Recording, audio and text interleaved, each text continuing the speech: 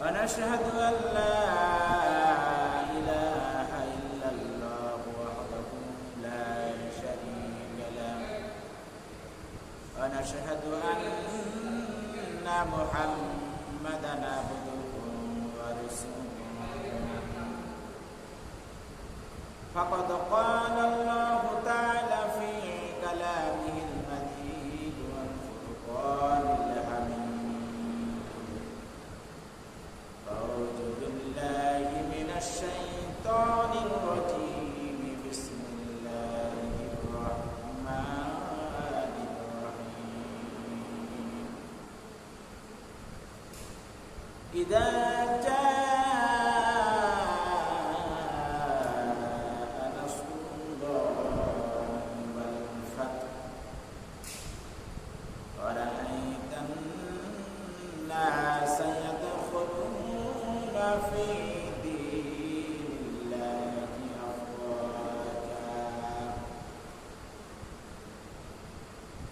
فسبح بحمد ربك واستغفر إنه كان توابا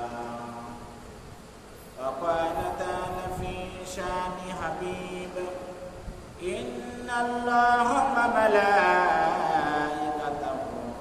يصلون على النبي يا أيها الذين آمنوا صلوا عليه وسلموا تسليما صل على سيدنا مولانا محمد وعلى آل سيدنا بشيرنا محمد اللهم صل على سيدنا مولانا محمد وعلى آل سيدنا حبيبنا محمد তুমি যে খোদার প্যারা হাবিব তোমার তুল্য কেউ নাই আর তোমারই মতো আকাশ বন্ধ করিনি কোনো পয়গম্বর আল্লাহুম্মা সাল্লি আলা সাইয়্যিদিনা মাওলানা মুহাম্মদ ওয়া আলা আলি সাইয়্যিদিনা বাশিরিনা মুহাম্মদ আল্লাহুম্মা সাল্লি আলা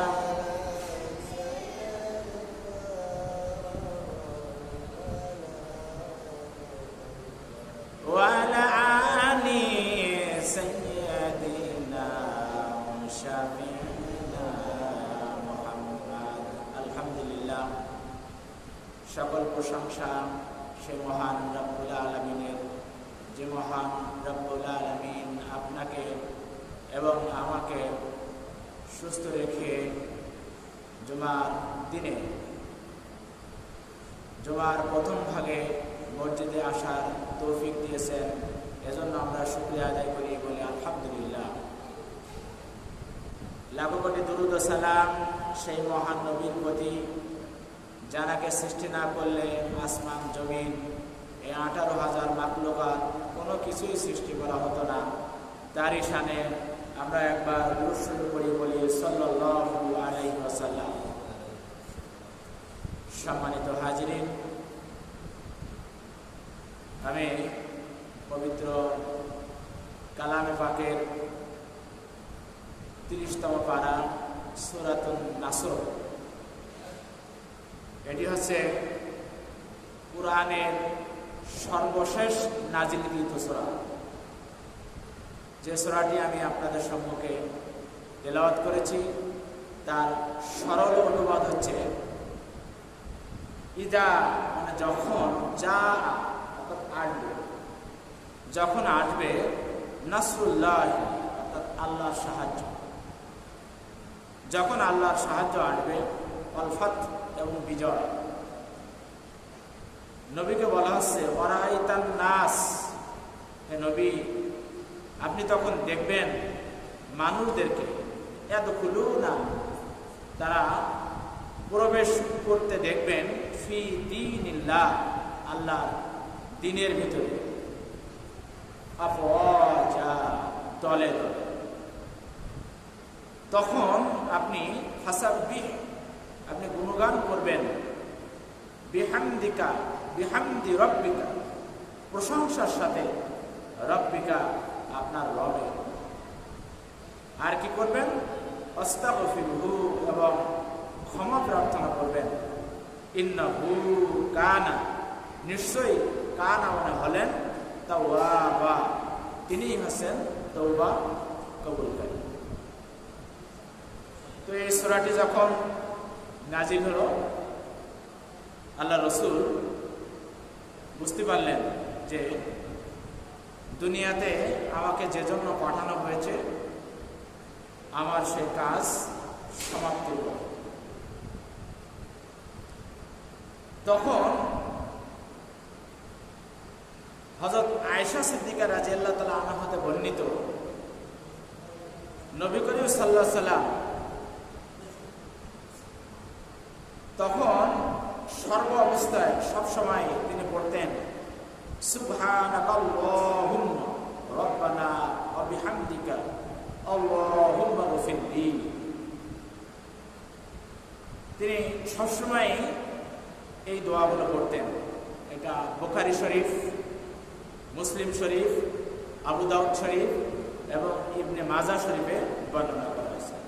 বুখারী শরীফের 794 নম্বর হাদিসে, 1817 নম্বর হাদিসে, 4293 নম্বর হাদিসে এবং 4967 নম্বর হাদিসে। মুসলিম শরীফে 484 নম্বর হাদিসে, আবু দাউদ শরীফে 777 নম্বর হাদিসে ও ইবনে মাজাহ 889 নম্বর হাদিসে এটা বর্ণিত হয়েছে আয়েশা সিদ্দিকা রাদিয়াল্লাহু তাআলা। এবং অন্য বর্ণনায় আসছে যে তিনি পড়তেন সুবহানাল্লাহি ওয়া বিহামদিহি আস্তাগফিরুল্লাহ ওয়া আতুবু ইলাইহি। আল্লাহ তাআলার পবিত্রতা তিনি ঘোষণা করতেন এবং ক্ষমা চাইতেন। আর আল্লাহ হচ্ছে সবচেয়ে তওবা কবুলকারী। এটা হচ্ছে মুসলিম শরীফের 484 নম্বর হাদিসে বর্ণনা করা হয়েছে। এবং উম্মে সালামা রাদিয়াল্লাহু তাআলা আনহা হতে বর্ণিত, তিনি বলছেন নবী করিম সাল্লাল্লাহু আলাইহি সাল্লাম উঠা, বসা, চলা ফেরা সর্ব অবস্থায় তিনি পড়তেন সুবহানাল্লাহি ওয়া বিহামদিহি, সুবহানাল্লাহি ওয়া বিহামদিহি, এভাবে তিনি পড়তেন সবসময়। তো এই সূরা থেকে আমরা যে শিক্ষণীয় বিষয়গুলি পাই সেটা হচ্ছে, 1 নম্বর হচ্ছে যে এটি হচ্ছে কোরআনের নাজিলকৃত সর্বশেষ সূরা। 2 নম্বর যে শিক্ষাটা আমরা পাই যে এই সূরায় মুমিনদেরকে আল্লাহ তাআলার সাহায্যের সুসংবাদ প্রদান করা হয়েছে। এবং 3 নম্বরে যেটা আমরা পাই যে মৃত্যু নিকটবর্তী হলে, মনে হলে বেশি বেশি তাসবিহ এবং ইস্তেগফার করা উচিত। এই 3টা শিক্ষা আমরা এই সূরা থেকে আমরা পাই। তো নবী করিম সাল্লাল্লাহু আলাইহি সাল্লাম বুঝতে পারলেন যে দুনিয়ায় তার সফর শেষ। হযরত আলী রাদিয়াল্লাহু তাআলা আনহুকে সংবাদ পাঠানো হলো আলী রাদিয়াল্লাহু তাআলা আনহু তখন ইয়ামেনে অবস্থান করতেছিলেন। আলী রাদিয়াল্লাহু তাআলা আনহুকে খবর দিয়ে আনা হলো। নবীজি হযরত ফাতেমা রাদিয়াল্লাহু তাআলা আনহাকে এবং তার স্ত্রীদেরকে বললেন যে আমি হজ করতে যাব, তোমরা সবাই রেডি হও, তোমরা সবাই প্রস্তুত হও, তোমাদেরকে সাথে নিয়ে আমি হজ করতে যাব। নবম হিজরিতে হজ ফরজ হয়েছিল, কিন্তু সেবার নবী করিম সাল্লাল্লাহু আলাইহি ওয়াসাল্লাম যান নাই। হযরত আবু বকর রাদিয়াল্লাহু তাআলা আনহুর নেতৃত্বে সেবার হজে মুসলমানরা অংশগ্রহণ করেছিলেন। আর নবী করিম সাল্লাল্লাহু আলাইহি ওয়াসাল্লাম একবারই হজ করেছিলেন এবং সেটা হচ্ছে দশম হিজরিতে। তো নবী করিম সাল্লাল্লাহু আলাইহি ওয়াসাল্লাম তার পরিবার বর্গদের সাথে নিয়ে 26শে জিলকদ তিনি হজের উদ্দেশ্যে রওনা দিলেন। হজের উদ্দেশ্যে রওনা দিয়ে জুল হুলাইফা নামক থেকে নবীজি সাল্লাল্লাহু আলাইহি ওয়াসাল্লাম এবং সাহাবীরা সবাই তারা ইহরাম বাঁধলেন। ইহরাম বাঁধার পরে তারা যখন হজ সম্পন্ন করলেন, নবী করিম সাল্লাল্লাহু আলাইহি ওয়াসাল্লাম সবাইকে বললেন, সাহাবীদেরকে বললেন, ও আমার সাহাবীরা, তোমরা দেখো আমি কিভাবে হজ করছি, আমি যেভাবে হজ করছি তোমরা এটা দেখে নাও। আগামী বছর হয়তো আমি তোমাদের সঙ্গে আর নাও থাকতে পারি। এভাবে নবী করিম সাল্লাল্লাহু আলাইহি ওয়াসাল্লাম হজের প্রতিটা হুকুম আহকাম সাহাবীদেরকে দেখিয়ে দেখিয়ে সম্পন্ন করলেন। তো নবী করিম সাল্লাল্লাহু আলাইহি ওয়াসাল্লাম যখন তাওয়াফ শেষ করলেন, তাওয়াফ শেষ করার পরে যখন তিনি আরাফার ময়দানে খুতবা দেওয়ার জন্য উঠলেন, তখন তিনি তার খুতবায় প্রথমে বললেন, ও আমার সাহাবীরা, তোমরা শুনে রাখো, আমি তোমাদের জন্য দুটি জিনিস রেখে যাচ্ছি। একটি হচ্ছে আল কুরআন এবং অপরটি হচ্ছে আমার সুন্নাহ। নবী করিম সাল্লাল্লাহু আলাইহি ওয়াসাল্লাম কিন্তু বলেননি যে আমি আমার সাহাবীদেরকে রেখে যাচ্ছি। নবী করিম সাল্লাল্লাহু আলাইহি ওয়াসাল্লাম কিন্তু বলেননি যে আমি আমার জামাই আলী রাদিয়াল্লাহু আনহুকে রেখে যাচ্ছি, আমি ফাতেমাকে রেখে যাচ্ছি। তিনি বললেন যে আমি তোমাদের জন্য দুটি জিনিস রেখে যাচ্ছি, সেটা মধ্যে একটা হচ্ছে আল কুরআন এবং অন্যটি হচ্ছে আমার সুন্নাহ আল হাদিস। এই দুটি জিনিস আমি তোমাদের জন্য রেখে যাচ্ছি। ঠিক এই মতো অবস্থায় সূরা মাইদার 3 নম্বর আয়াত কারা নাযিল হয়ে গেল, বিসমিল্লাহির রহমানির রহিম, আল ইয়াউমা আকমালতু লাকুম দীনাকুম ওয়া আতমামতু আলাইকুম নি'মাতি ওয়া রাদিতু লাকুমুল ইসলাম দীনা। এই আয়াত কানা যখন নাযিল হয়ে গেল, আয়াতের অর্থ হচ্ছে যে আল ইয়াউমা, আজ আকমালতু লাকুম, আমি তোমাদের জন্য পরিপূর্ণ করে দিলাম, দীনাকুম, তোমাদের দিনকে। আল্লাহ বলেন বলছেন নবীর মাধ্যমে, ওয়া আতমামতু, আমি আরো করে দিলাম তোমাদের জন্য নিয়ামতি, আমার নিয়ামতকে পরিপূর্ণ করে দিলাম, ওয়া রাদিতু লাকুমুল ইসলাম দীনা, আর তোমরা দিনকে নিয়ে, আমার ধর্মকে নিয়ে তোমরা সন্তুষ্ট থাকো। একটা যখন নাযিল হয়ে গেল, হযরত আবু বকর রাদিয়াল্লাহু তাআলা আনহু কান্না শুরু করে দিলেন। হযরত আবু বকর রাদিয়াল্লাহু তাআলা আনহু যখন কান্না শুরু করে দিলেন, হযরত ওমর রাদিয়াল্লাহু তাআলা আনহু সহ অন্যান্য সাহাবীরা বলছে যে দেখো, বুড়োর কাণ্ড কারখানা দেখো। আমাদের তো খুশি হওয়ার কথা যে আমাদের দিনটা পরিপূর্ণ হয়ে গেল, আমাদের ধর্মটা পরিপূর্ণ হয়ে গেল, আল্লাহর নিয়ামতটা পরিপূর্ণ হয়ে গেল, এখানে কান্নার কি আছে? হযরত আবু বকর রাদিয়াল্লাহু তাআলা আনহু বললেন, তোমরা তো বুঝতে পারো নাই, আমি বুঝতে পেরেছি।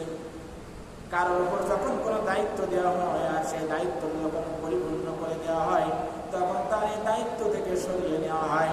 এই আয়াতের মর্ম হচ্ছে যে আল্লাহ রাসূল আমাদের মাঝে আর বেশি দিন অবস্থান করবেন না। যখন এই কথা বললেন, হযরত আবু বকর রাদিয়াল্লাহু তাআলা আনহু যখন এই কথা বললেন, তখন ওমর রাদিয়াল্লাহু তাআলা আনহু সহ অন্যান্য সাহাবীরা সবাই বুঝতে পারলেন যে হ্যাঁ, তা তো ঠিক, যে কারো যদি কোনো দায়িত্ব দেওয়া হয় আর সেই দায়িত্ব যখন পরিপূর্ণ হয়ে যায়, তখন তো আর তার আর দরকার নাই। রাদিয়াল্লাহু তাআলা আনহুর শাসন আমলে এক খ্রিস্টান তিনি ওমর রাদিয়াল্লাহু তাআলা আনহুকে বলছেন যে তোমাদের ধর্মগ্রন্থের ভিতরে এমন একটা আয়াত রয়েছে, সেই আয়াতটা যদি আমাদের ধর্মগ্রন্থে থাকতো তাহলে আমরা সেই দিনকে আমরা ঈদের দিন মনে করতাম। তখন ওমর রাদিয়াল্লাহু তাআলা জিজ্ঞাসা করলেন যে আপনি কোন আয়াতের কথা বলছেন? তখন তিনি বললেন এই আয়াতের কথা, আল ইয়াউমা আকমালতু লাকুম দীনাকুম ওয়া আতমামতু আলাইকুম নি'মাতি ওয়া রাদিতু লাকুমুল ইসলাম দীনা। তখন ওমর রাদিয়াল্লাহু তাআলা বললেন আমরাও তো এই দিনটাকে ঈদের দিন মনে করি, কেন এই দিনটা, এই আয়াতটা যখন নাযিল হয়েছিল সেদিন ছিল শুক্রবার, আমরা হয়তো দিনটাকে ঈদের দিন মনে করি। আমাদের গরিবের জন্য কিন্তু ঈদের দিন কোনটা? এই শুক্রবার। এবং হজের দিনও কি এই শুক্রবার গরিবদের জন্য।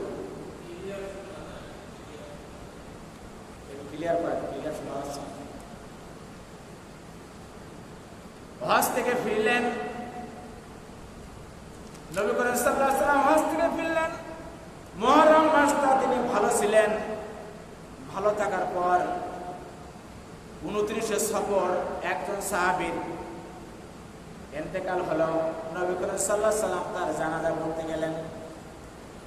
29 সফর যখন এই জানাজা থেকে নবী করিম সাল্লাল্লাহু আলাইহি ওয়াসাল্লাম ফিরে আসতেছিলেন, পথে নবী করিম সাল্লাল্লাহু আলাইহি ওয়াসাল্লামের জ্বর হলো। তার মাথা ব্যথা শুরু হয়ে গেল, তার জ্বর হলো, তিনি অসুস্থ হয়ে পড়লেন। অসুস্থ হওয়ার পরে কিছুদিন তিনি অসুস্থ থাকলেন। অসুস্থ থাকার পরে একটু সুস্থতা অনুভব যখন তিনি করলেন, সেই সময় তিনি সাহাবীদেরকে বললেন, ও আমার সাহাবীরা, তোমরা আমার মাথায় পানি ঢালো। এই পানি ঢালার পরে তিনি একটু সুস্থ অনুভব করলেন। সুস্থ হওয়ার পরে তিনি গোসল করলেন।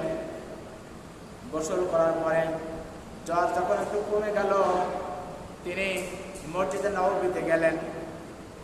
জ্বর হচ্ছে জাহান্নামের একটা উত্তর, যাকে পানি দিলে ঠান্ডা হয়। এটা নবী করিম সাল্লাল্লাহু আলাইহি ওয়াসাল্লাম এখান থেকে 1400 বছর আগে বলে দিচ্ছেন। আর আমরা কিন্তু এখন জ্বর হলে মাথায় আমরা পানি দিই, ঠিক কিনা? তো নবী করিম সাল্লাল্লাহু আলাইহি ওয়াসাল্লাম এই যেদিনে গোসলটা করলেন, এই দিনটাকে বলা হয়েছে আকিদি সাহা, সোমবার, যেটা এই যে সেপ্টেম্বর মাসের 4 তারিখ। আখিরি মানে হচ্ছে শেষ। সাহার সোমবার অর্থ হচ্ছে, এটা ফার্সি শব্দ, এর অর্থ হচ্ছে যে সফর মাসের শেষ বুধবার। অন্য একটা বর্ণনায় বলা হয়েছে যে এটা হচ্ছে নবী করিম সাল্লাল্লাহু আলাইহি ওয়াসাল্লামের জীবনের শেষ বুধবার। এই দুই রকম বর্ণনা আসছে। এখন যদি আপনারা জিজ্ঞাসা করেন যে আকিরি সাহার সোমবার আমাদের জন্য কি করণীয় আছে, এই দিন কোনো নামাজ নাই, কোনো রোজাও নাই, বিশেষ কোনো ইবাদতের কথা বলা হয় নাই, কিন্তু এই দিনের শিক্ষা আছে। এই দিন থেকে শিক্ষার বিষয় আছে, শিক্ষা নেওয়ার বিষয় আছে। এই দিন থেকে নবী করিম সাল্লাল্লাহু আলাইহি ওয়াসাল্লাম যখন সুস্থ হলেন, সুস্থ হয়ে তিনি মসজিদে গেলেন। মসজিদে যাওয়ার পরে তিনি খুতবা দিলেন। 3টে বিষয়ের উপর তিনি খুতবা দিলেন। এটাই ছিল নবী করিম সাল্লাল্লাহু আলাইহি ওয়াসাল্লামের জীবনের শেষ নসিহত আমাদের জন্য। তিনি তার খুতবায় প্রথমে বললেন যে ইহুদি এবং খ্রিস্টানদের উপরে অভিশাপ, কারণ তারা নবীর কবরকে তারা ইবাদত এবং সিজদার জায়গা বানিয়েছে। ও আমার সাহাবীরা, তোমরা আমার কবরকে তোমরা সিজদার জায়গা বানিও না। প্রথম কথা, কারণ কবরে সিজদা দেওয়া এটা কিন্তু শিরক। আমি শিরক নিয়ে অনেক বিস্তারিতভাবে আলোচনা করছিলাম 2 জুমায়। আর এই কবরে যদি সিজদা দেওয়া হয়, এই শিরক করা হয়, তাহলে আপনার আমার কিন্তু ঈমান থাকবে না, ঈমান ভেঙে যাবে। উযু ভাঙার কিন্তু কারণ আছে। উযু ভাঙার কারণ কথা 7টা। যদি আপনার উযু ভেঙে যায়, আপনি কি সেই অবস্থায় নামাজ পড়তে আসবেন নাকি আবার উযু করবেন? ইমাম সাহেব যদি নামাজ পড়া অবস্থায় উযু ভেঙে যায়, উনি সরে দাঁড়াবেন, পিছনে যিনি থাকবেন উনি সামনে উঠবেন। এটাই কিন্তু নিয়ম। এজন্য কিন্তু ইমাম সাহেবের পিছনে দাঁড়াবে যে জানওয়ালা। আর আমরা কিন্তু অনেক সময় ইমাম সাহেবের পিছনে জায়গা দেই মসজিদ কমিটির সভাপতি। না, ইমাম সাহেবের পিছনে যিনি দাঁড়াবেন উনি হচ্ছেন যিনি কোরআন সম্পর্কে হাদিস সম্পর্কে জানেন, ইমামের অ্যাবসেন্সে তিনি নামাজ পড়াতে পারবেন। এবং অনেক মসজিদ দেখবেন যে মসজিদের এপার দিয়ে বা সামনে দিয়ে দরজা আছে। কেন জানেন? কারণ যদি হঠাৎ করে যদি এই তার উজু ভেঙে যায় তাহলে সে ওই রাস্তা দিয়ে চলে যাবে, পিছনে যে থাকবে সে সামনে এসে দাঁড়াবে। তাহলে যখন উজু ভেঙে গেলে আমরা পুনরায় উজু না করে আমরা নামাজ পড়ি না, তাহলে ঈমান ভেঙে গেলে আমাদের কিন্তু তওবা করে আবার যদি কালেমা পড়া না হয় তাহলে কিন্তু আপনি আমি কিন্তু মুসলমান থাকতে পারবো না। নামাজ ভঙ্গের কারণ আছে, আছে না? কয়টা? 19টা। নামাজ ভঙ্গের কারণ কয়টা? 19টা। হজ ভঙ্গের কারণ আছে, কিন্তু রোজা ভঙ্গেরও কারণ আছে, ঠিক তেমনি ঈমান ভঙ্গেরও কারণ আছে। তো ঈমান ভঙ্গের প্রথম কারণ হচ্ছে যে কবরের জায়গাকে সিজদার জায়গা বানানো। আমার উস্তাদ একদিন তার বয়ানে বলছিলেন যে উনি কোনো একটা কারণে উনি বাগেরহাট গেছিলেন খানজাহান আলীর মাজারে। মাজারে যেয়ে দেখে যে মাজার প্রান্তে একজন লোক আসলো, তার দাড়ি আছে, জুব্বা আছে, মাথায় টুপি আছে, সে ওখানে এসে সে সিজদা দিল। এটা কিন্তু দাড়ি, টুপি বা জুব্বার কোনো দোষ না। আমি এই জন্য বলছি যে যে ব্যক্তি দাড়ি আছে, জুব্বা আছে, মাথায় টুপি আছে, তার তো অন্তত এটুকু জানা দরকার যে কবরস্থানে সিজদা দেওয়া যায় না। কি জানা দরকার কিনা? কবরস্থানে সিজদা দেওয়া যায় না, কবরকে সিজদা জায়গা বানানো যাবে না।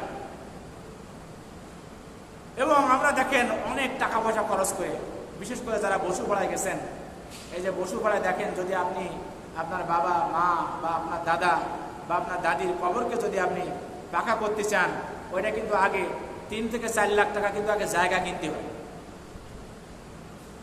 এরপরে যদি আপনি ওই কবরটাকে পাকা করেন তো পাকা করতে অন্তত আর 2 লক্ষ টাকা খরচ হয় কিনা? হয়। তাহলে 6 থেকে 7 লক্ষ টাকা আপনি খরচ করে আপনার এই যে বাবা হোক বা মা হোক বা দাদা হোক বা দাদি হোক, এই যে কবরটাকে আপনি বাধাই করলেন, এর থেকে কিন্তু আপনি একটা কানা করিও সওয়াব পাবেন না। কিন্তু আপনি এই টাকাটা দিয়ে যদি এটা মসজিদ করেন তাহলে আপনার ওই আত্মীয় যার কবরকে আপনি বাধাই করলেন সে কিয়ামত পর্যন্ত কবরে বসে বসে কিন্তু সওয়াব পাবে। বলেন সুবহানাল্লাহ। বা আপনি একটা নলকূপ বসাই দিলেন, ওই নলকূপের পানি যতদিন পর্যন্ত মানুষ খাবে ততদিন পর্যন্ত ওই মৃত ব্যক্তির আমলনামায় সওয়াব পৌঁছাতেই থাকবে। বা আপনি একটা মসজিদ করলেন, একটা মাদ্রাসা করলেন, এরকম যেগুলো সাদকায়ে জারিয়া। এই যে আমাদের ইমাম সাহেবকে বললেন উনি কলার বাগান করছেন, এই যে কলার বাগান করছে এটা সাদকায়ে জারিয়া। উনি ওখানে থাকুক বা না থাকুক, এই কলা গাছ থেকে যত কলা হবে আর তার থেকে আবার যত গাছ হবে উনি বসে বসে বসে বসে উনি সব পেতেই থাকবে, পেতেই থাকবে। সাদকায়ে জারিয়া। আর আপনার আমার আত্মীয় স্বজন মারা গেলে আমরা কি করি? আমরা 2-3টা গরু জবাই দিয়ে আমরা খাওয়াই। মৃত্যু ব্যক্তির জন্য আপনি যাই করবেন, যাই খাওয়াবেন সেটা কিন্তু সদকা। আর এই সদকা কিন্তু সবার খাওয়া কিন্তু জায়েজ নাই। এই জন্য দেখবেন অনেক আলেমরা বর্তমান সময়ে এসে বলছে যে মৃত ব্যক্তির জন্য কোনো খানা দেওয়া যাবে না। এটা কিন্তু ঠিক, আপনি খানা দিতে পারবেন, ওই খাবার কারা খাবে? খাবে হচ্ছে যারা অভাবী, যারা গরিব, যারা সদকা নিতে পারে তারাই খাবে। কিন্তু দেখেন ওই খাবার এসে খাচ্ছে কারা? গাড়িতে করে আসতেছে, গাড়ি। আপনি আমি যদি ওই খাবার খাই এবং আপনার যদি আমার যদি সদকা নেওয়ার যদি আমি উপযুক্ত না হই তাহলে ওই খাবার আমার জন্য খাওয়া আর জুলুম করা একই কথা হবে। তো দেখেন, এখন আপনি বলতে পারেন, প্রশ্ন করতে পারেন যে হুজুর তাহলে রাসূলুল্লাহ সাল্লাল্লাহু আলাইহি সাল্লামের কবর কেন ফাঁকা করা হয়েছে? হ্যাঁ, এর কিন্তু ইতিহাস আছে। নবীর কবরকে কেন বাধাই করা হলো? বাদশা নুরউদ্দিন জঙ্গি তখন ছিল বাগদাদের শাসনকর্তা। তিনি 1 নয় 2 নয়, একে একে তিনি 3 দিন স্বপ্ন দেখলেন। তাকে স্বপ্ন দেখানো হলো। নবী করিম সাল্লাল্লাহু আলাইহি সাল্লাম তাকে স্বপ্নে বলছেন যে আমাকে তিনটা মানুষ আমাকে জ্বালাতন করছে, তিনটা মানুষ আমাকে ডিস্টার্ব করছে। নুরুদ্দিন জঙ্গি তখনকার সময় যিনি ইমাম ছিলেন, ইমামের নাম ছিল জালালউদ্দিন। জালালউদ্দিন সাহেবকে বললেন যে হুজুর, আমি এরকম কেন স্বপ্নে দেখলাম। আগে কিন্তু এই বাদশারা কিন্তু মসজিদের ইমামের কাছ থেকে ফতোয়া নিত। আপনার এলাকায় কিছু হলে কিন্তু আপনি ইমাম সাহেবের কাছে আসবেন, তার কাছে আপনি ফতোয়া নেবেন। ইমাম সাহেব বলছে যে বাদশাহ, আমার মনে হয় হুজুরের কবরকে নিয়ে কোনো ষড়যন্ত্র হচ্ছে, ওনার কবরে কোনো সমস্যা হয়েছে, আপনি এক্ষুনি চলে যান, আপনি আর দেরি করেন না। বাদশাহ নুরুদ্দিন জঙ্গি সেই সময় 16,000 সৈন্য নিয়ে তিনি মদিনায় চলে গেলেন। মদিনায় চলে যাওয়ার পরে হঠাৎ যখন মদিনায় চলে গেলেন, তখন তার মন্ত্রীরা, ওই দেশের গভর্নর যারা ছিল, তারা বলল যে বাদশাহ, আপনি কোনো খবর না দিয়ে হঠাৎ করে কেন চলে আসলেন? বলছে আমি চলে এসেছি কি জন্য এটা আমি এখন বলবো না, তবে আমার একটা নির্দেশ হচ্ছে যে আমি 1 সপ্তাহ পর্যন্ত এই মদিনাবাসীদেরকে আমি দাওয়াত করে খাওয়াবো। এই 1 সপ্তাহের ভিতরে মদিনার কোনো লোক তারা বাইরে কোথাও যেতে পারবে না, কোথাও তারা দাওয়াত খেতে যেতে পারবে না। তাকে স্বপ্নের ভিতরে দেখানো হলো যে তার কবরে কারা জ্বালাতন করছে। স্বপ্নে তাকে ছবিতে তাকে ওই ছবির একটা একটা করে তাকে দেখানো হলো, 3 জন ব্যক্তিকে দেখানো হলো। বাদশাহ নুরুদ্দিন জঙ্গি প্রথম দিন ওই দেশের যারা বড় লোক ছিল, যারা মাথা ধরা ছিল, তাদেরকে তিনি দাওয়াত করে খাওয়ালেন। আর বাদশাহ হচ্ছেন নিজে রোজা রয়েছেন, তিনি রোজাদার, তিনি হচ্ছেন তসবিহ নিয়ে ঘুরে ঘুরে দেখে, দাওয়াত খাচ্ছে, আর ওই লোকদেরকে সে চেনার চেষ্টা করছে। স্বপ্নের ভিতরে যাদেরকে দেখানো হয়েছে উনি খুঁজছে। প্রথম দিন দাওয়াত খাওয়ালেন, উনি তাদেরকে পেলেন না।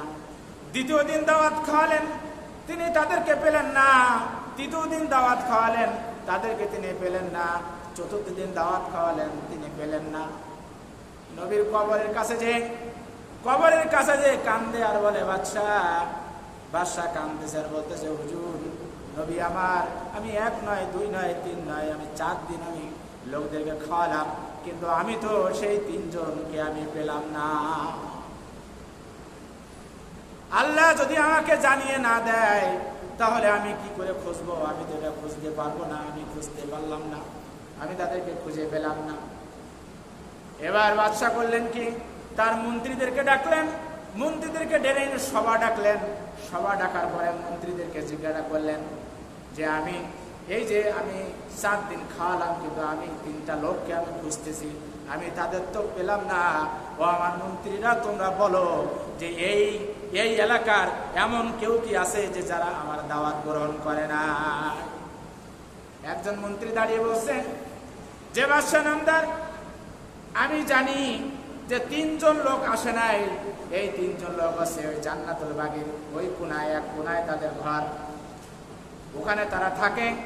তারা মাঝে মাঝে মসজিদে আসে, নামাজ পড়ে, কখনো কখনো ফজরে আসে, কখনো কখনো আসে না।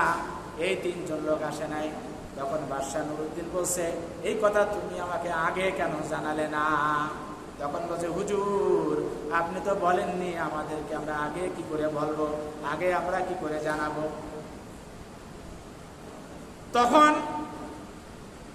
বাদশাহ বললেন, এই লোক 3টা দেখতে হচ্ছে ধবধবে সাদা, মাথায় হচ্ছে এদের পাগড়ি এবং মুখে দাড়ি আছে, কিছু দাড়ি পাক ধরছে, এবং এদের হাতে থাকে খঞ্জর এবং হাতে লাঠিও থাকে।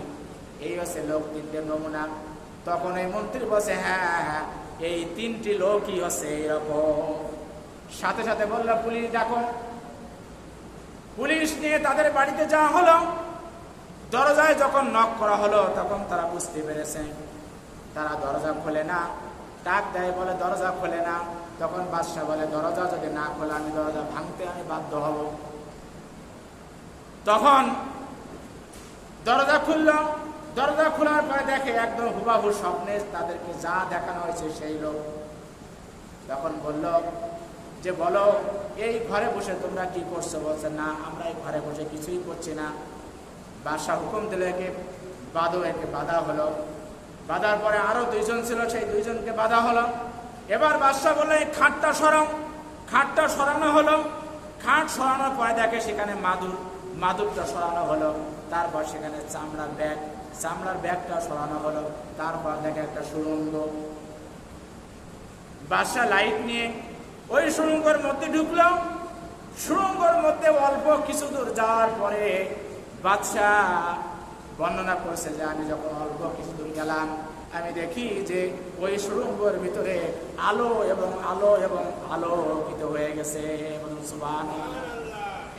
কারণ হচ্ছে ওরা নবীর লাশ চুরি করবে। নবীর লাশ চুরি করে এরা ছিল ইহুদি।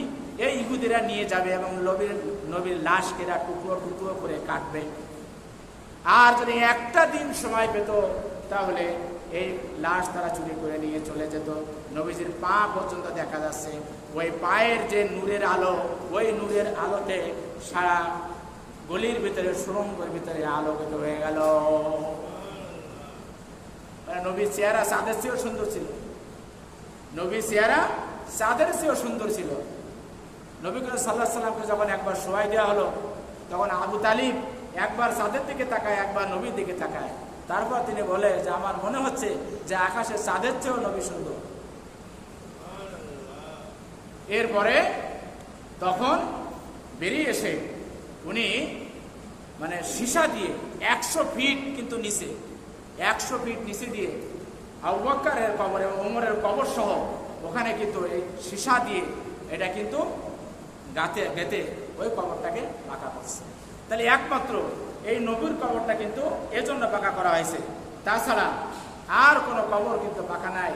জান্নাতুল বাকিতে অনেক কবর আছে, কোনো কবর কিন্তু পাকা নাই। আর এরা 6 মাস ধরে কিন্তু এইটা ঘুরেছে, ঘুরে এই মাটি তারা রাতের বেলায় তারা বাইরে ফেলা। আর 2 নম্বর হচ্ছে ঈমান নষ্ট হওয়ার 2 নম্বর কারণ হচ্ছে যে যারা কুফরি করবে। 3 নম্বর হচ্ছে যারা নিফাক করবে, অর্থাৎ সব ধর্মকে, সময় বেশি নাই সঙ্গে বলতে হবে, সব ধর্মকে সমান মনে করা। অনেকে বলে না যে যার ধর্ম সেই পালন করে। নির্বাচনের সময় ভোট নেওয়ার জন্য দেখেন হিন্দুদের হোক, খ্রিস্টান হোক, বৌদ্ধ হোক, বলে কি যে যার ধর্ম সেই পালন করো। কিন্তু এই সব ধর্মকে সমান যদি আপনি মনে করেন তাহলে আপনার এবং আমার ঈমান ভেঙে যাবে। আল্লাহ রাব্বুল আলামিন সূরা ইমরানের 19 নম্বর আয়াতে বলেন, ইন্নাদ-দীনা ইনদাল্লাহিল ইসলাম। ইসলামে ধর্ম একটাই, সেটা হচ্ছে শুধু ইসলাম, শুধু ইসলাম, শুধু ইসলাম। আর কোন ধর্ম পরিপূর্ণ নাই। কোন ধর্ম সব বানোয়াট, বাকি ধর্ম সব মানুষের বানানো। 4 নম্বর হচ্ছে যে নবী ছাড়া অন্য কারোর আদর্শ মানা। আপনি নবীর আদর্শ ছাড়া অন্য কারো আদর্শ মানলেন। আব্দুল্লাহ ইবনে উবাই সবাই তো জানেন, তাকে চেনেন। সে ছিল মুনাফিকদের সর্দার, কিন্তু সে নবীর পিছনে নামাজ পড়তো। একজন নবীর পিছনে নামাজ পড়তো। দাড়ি ছিল, জুব্বা ছিল, টুপি ছিল। সে তার জীবনে পড়ে জানা গেছে তার জীবনেতে অন্য কোনো সমস্যা নাই, শুধুমাত্র একটাই সমস্যা, সে সব কিছু মানত, নবীকেও নবী বলে মানত, কিন্তু সে নেতা হিসাবে মানত আবু জেহেলকে। তাহলে আপনি আমি আপনার আমার কি ঈমান কি আছে? আপনার আমার ঈমান কি আছে? কারে মানি আমরা নেতা হিসাবে? চিন্তা করে দেখেন, হিসাব মিলাই দেখেন। এরপরে 5 নম্বর হচ্ছে আল্লাহর বিধান যাদের ভালো লাগে না। কুরআনের কথা, আল্লাহর বিধান হচ্ছে কোরআন। কোরআনের 6666 খানা আয়াত, এই 6666 খানা আয়াত যাদের ভালো লাগে না, এদেরও ঈমান থাকবে না।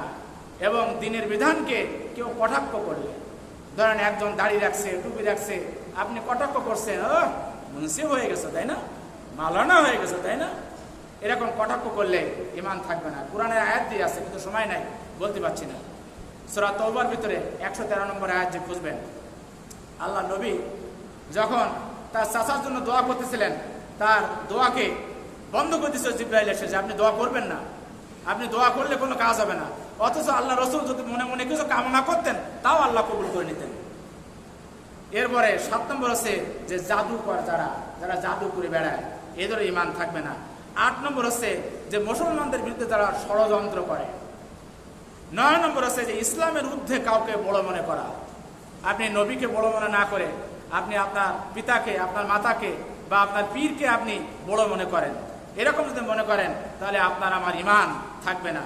আর 10 নম্বর হচ্ছে যে ইসলামের কোনো বিধানকে কেউ যদি ঘৃণা করে, ইসলামের কোনো বিধানকে যদি ঘৃণা করে। সংক্ষেপে বললাম, এই বিস্তারিত অনেক আলোচনায় এই 10টা কারণে কিন্তু আপনার আমার ঈমান থাকবে না।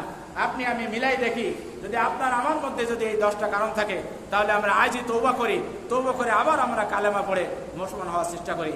যে আলোচনা করলাম আমি যেন আমার জীবনে মানতে পারি এবং আপনারাও মানতে পারেন, এই আশাবাদ ব্যক্ত করে আমি আমার সংক্ষিপ্ত বক্তব্য এখানে শেষ করছি। আসসালামু আলাইকুম ওয়া রাহমাতুল্লাহ।